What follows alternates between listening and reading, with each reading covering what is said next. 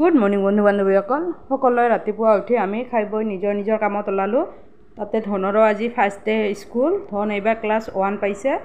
ইমান দিন বন্ধ আছিলে, আজি 2 মাহমান বন্ধ হৈ গ'ল। তাৰপিছত ধনৰ আজি যিহেতু ফাৰ্ষ্ট ডে স্কুল, অকণমান দেখিছে নহয় ভয়ো খাই আছে।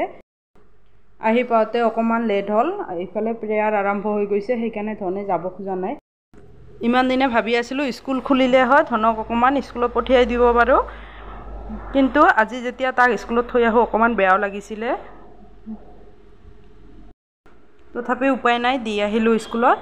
আহি মই এইবাৰ গ'লোঁ পাৰ্লাৰলৈ। তাৰপিছতে পাৰ্লাৰখন খোলাৰ পিছত ইপিনে ভাতৰ যোগাৰ কৰিবলৈ আৰম্ভ কৰিলোঁ। ভাতত আজি আছে পটল ফ্ৰাই, তাৰপিছত ইয়াতে ভেন্দি আৰু বিন আছিলে, ভাজি আছোঁ। তাৰপিছতে মই আনটো কেৰাহীত বহাই দিলোঁ চজিনা। এইটো ছিজনত চজিনা খাই বহুতে ভাল লাগে, সেইকাৰণে আমি প্ৰায় খাওঁৱেই চজিনা।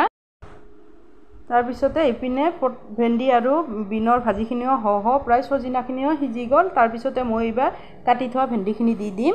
যিহেতু ভেন্দি সিজোতে বেছি সময় নালাগে, সেইকাৰণে অকণমান চজিনাখিনি সিজাই লৈ তাৰপিছত মই ভেন্দিখিনি দিছোঁ।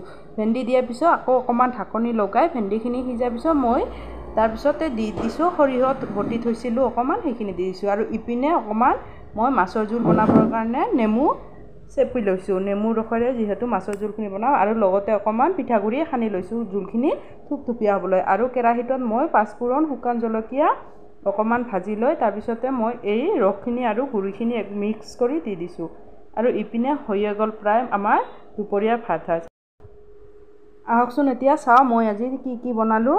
এয়া মই ভাতৰ লগত কাঁহীতে দিছোঁ ভেন্দি আৰু বিন ভাজিখিনি, তাৰপিছত দিছোঁ পটল ভাজি, আৰু বাতিটোত দিছোঁ মই চজিনাৰ চচ্চড়িখন। যিহেতু সৰিয়হখিনি অকণমান থুপথুপীয়া হৈছে, সেইকাৰণে মই বাতিত দি দিছোঁ।